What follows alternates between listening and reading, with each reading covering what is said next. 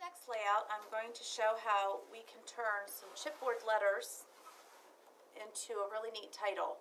I had some letters left over, none of them matched my page, and what I did was I put them underneath my cardstock, and you do have to be careful to position them where you want them. I kind of just used my left hand to position it, held it down, and then I'm just going to sand over that area.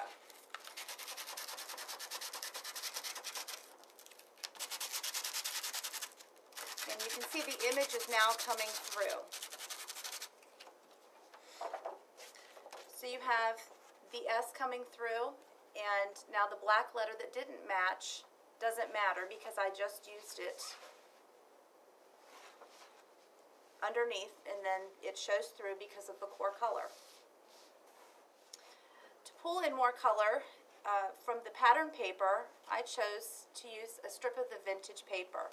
It's already done for you, so you don't even have to sand it if you don't want to, and it has a similar look to the sanding, but it's easy, and I put that right on the layout, and it adds a really nice texture and a different look.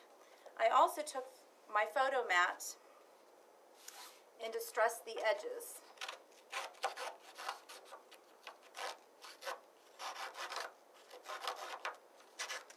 And I did that all the way around the mat, once again for another look. And you can see how the layout all came together.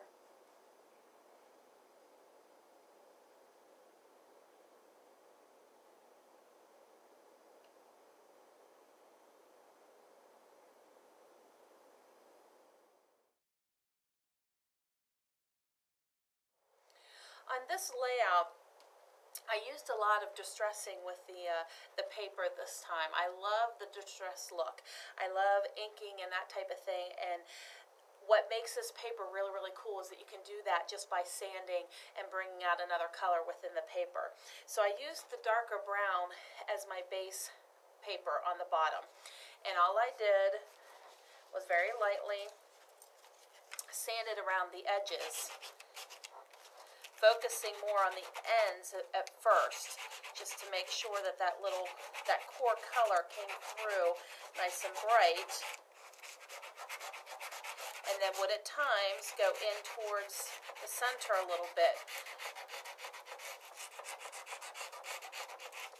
And you can see as you go in, you get a little lighter on the ends, and then it comes in and then it kind of blends into the darker on the side, so it gives it a really neat look. I also did that for the mat as well. Once again, I love that you can just see just a little bit of that distressed look around the edge on the mat.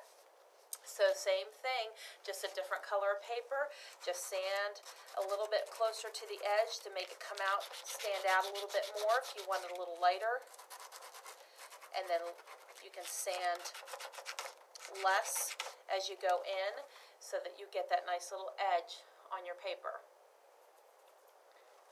I also did it on my lettering, which the lettering is a lot lighter, so it might be harder to tell, but it does kind of give this weathered look to the paper, which is really, really cool, especially with the texture that you get there. And so I die cut my letters out, and then once again I just laid them down and just sanded right over top of the letters to give them that little distressed look on it.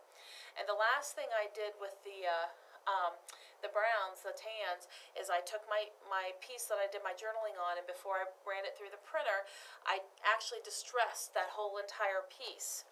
And so I took the lighter color and actually just sanded over the whole piece.